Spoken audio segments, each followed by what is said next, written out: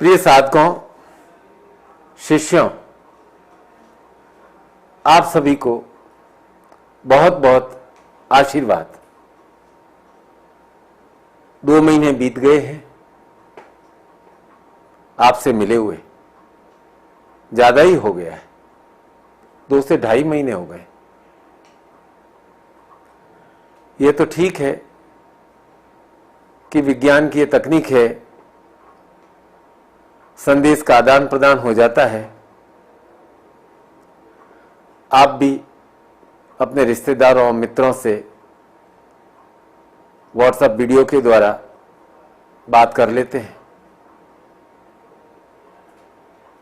लेकिन सत्य यह है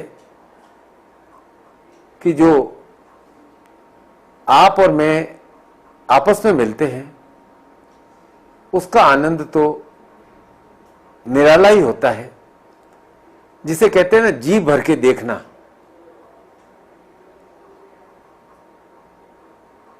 नेत्रों में देखना, आपस में मिलना, मन से मिलना, रोम रोम से मिलना, वह तो हम और आप जब मिलते हैं तभी वह घटित होता है। इन 2 महीनों में मैंने हजारों साधकों से, शिष्यों से बात की और मुझे ये जानकर प्रसन्नता है कि आप सभी अपने अपने घरों में प्रसन्न हैं, थोड़ा सकुशल हैं और स्वस्थ हैं। आपने लॉकडाउन के इस समय का उपयोग साधनाएं संपन्न करने में किया, गुरु मंत्र का पुरुषचरण किया, बगलामुखी साधना संपन्न की और भी कई साधनाएं आपने संपन्न की।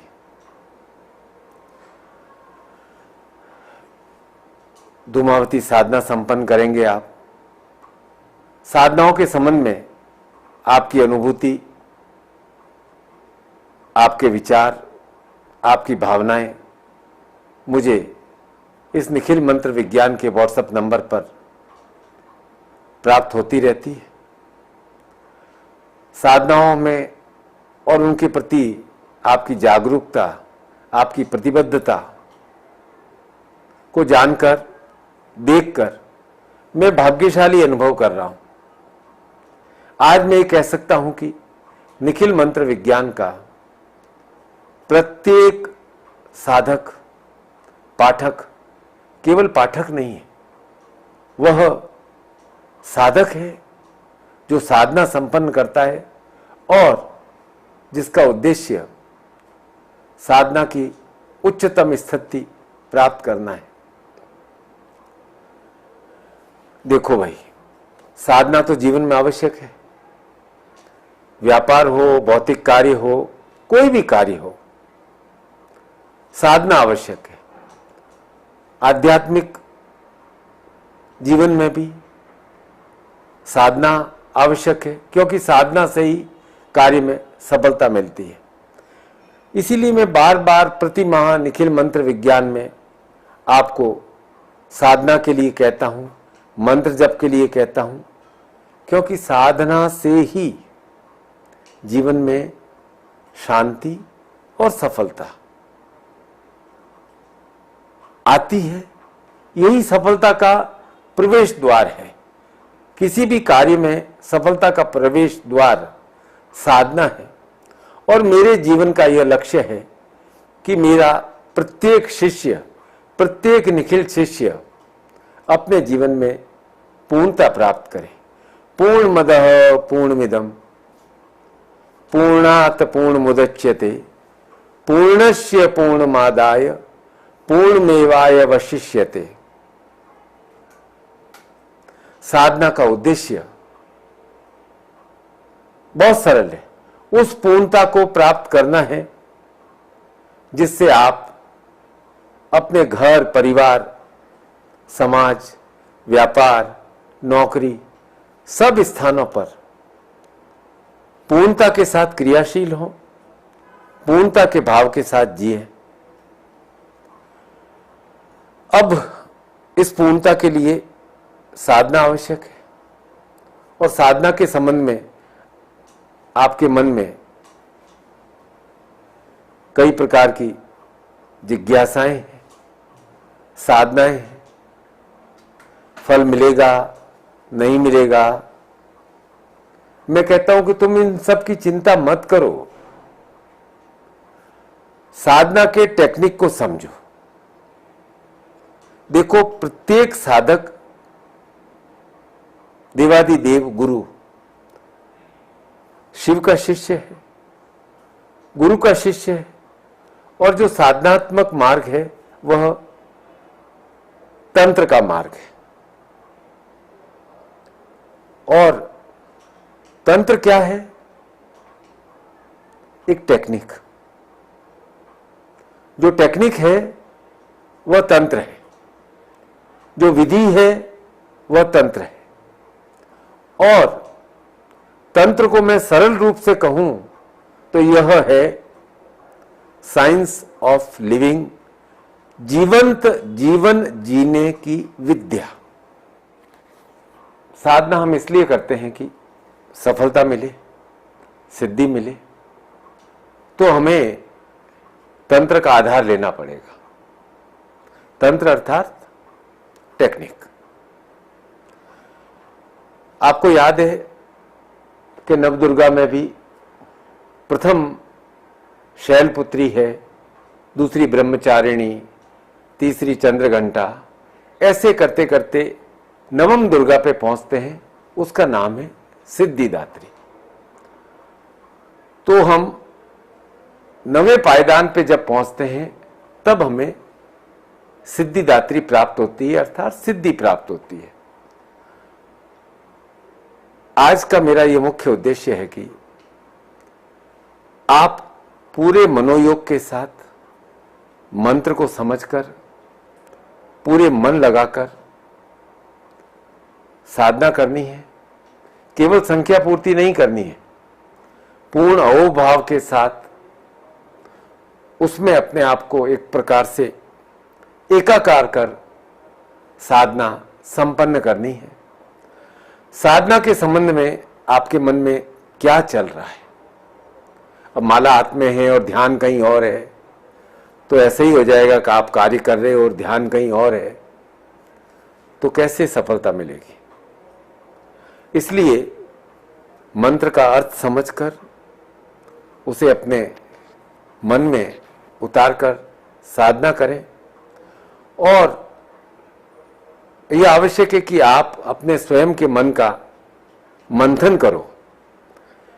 क्या आप पूजन में खो जाते हो? क्या आप पूजन कर रहे हैं तब आपकी मानसिक स्थिति किस प्रकार की है? क्या ध्यान लग रहा है? एकाध क्षण के लिए ही लगे तो साधना की सफलता का संकेत तुम्हें तुम्हारे मन से प्राप्त होगा। और साधना का उद्देश्य मन की प्रसन्नता है। अपने मन को देखो, क्या मन खुश हो रहा है? साधना बाहर नहीं हो सकती है, क्योंकि साधना का मूल उद्देश्य है ऊर्जा को प्राप्त करना। यह ऊर्जा ही, साधना की ऊर्जा ही आपको अपने दैनिक जीवन में भी कार्य करने में आनंद प्रदान करती है। एक महत्वपूर्ण बात कहता हूं, आप कितना हंसते हो, खिलखिलाते हो, मुस्कुराते हो, इससे आपकी मन स्थिति का मालूम पड़ता है कि आपके भीतर से कितनी खुशी और जोश आ रहा है। दैनिक जीवन में भी इसे व्यवहार में लाएं। आप साधक हैं और साधक हर परिस्थिति में हंसता है, मुस्कुराता है और अपना कार्य करता है। दुखी होना साधक का स्वभाव नहीं हो सकता है। आप प्रसन्न मन से साधना करें, प्रसन्न मन से अपने दैनिक क्रियाकलाप करें, अपना कर्म करें। अब एक और छोटी सी बात कोरोना के संबंध में भी थोड़ी कह देता हूं। किसी को मालूम नहीं है कि यह कब समाप्त होगा, 2 महीने में, 4 महीने में, 6 महीने में, 1 महीने में, कब टीका आएगा, क्या होगा। सब वैज्ञानिक, डॉक्टर, राजनेता, उपदेशक, यहाँ तक कि भी ज्योतिषी भी अपनी अपनी राय दे रहे हैं। अब आप इंतजार तो कर नहीं सकते, काम करना है, जीवन जीना है, जीवंत भाव से जीना है, तंत्र से जीना है। अगले 2-4 महीने में क्या होगा इसकी जानकारी हमें नहीं है, तो इसके लिए इंतजार करके बैठे तो रह नहीं सकते। अब आप विचार करो कि आपके पास क्या है, जो आपके हाथ में है उस पर ही आपको विचार करना है। आपके पास देह है, आपके पास मन है, आपके पास बुद्धि है, अर्थात आप अपने शरीर की क्षमताओं का विकास करो। हर महीने 10% ही बढ़ाओ, अपने शरीर की क्षमता का विकास करो। आपके पास मानसिक क्षमता है, उस मानसिक क्षमता का थोड़ा थोड़ा विकास करो। और सबसे महत्वपूर्ण बात है भावनात्मक क्षमता। उस भावनात्मक क्षमता को थोड़ा थोड़ा कर बढ़ाओ। ये जो जल्दी जल्दी विचलित हो जाते हैं, आपके पास जो भावना है वह बहुत जल्दी इधर उधर हो जाती है। इस भावनात्मक क्षमता को बढ़ाना है दृढ़ता के साथ, तब किसी प्रकार का कोई समस्या नहीं रहेगी। शरीर, मानस और भाव तीनों का संयोग और सहयोग, और इसका विस्तार करते रहो, यही साधना है।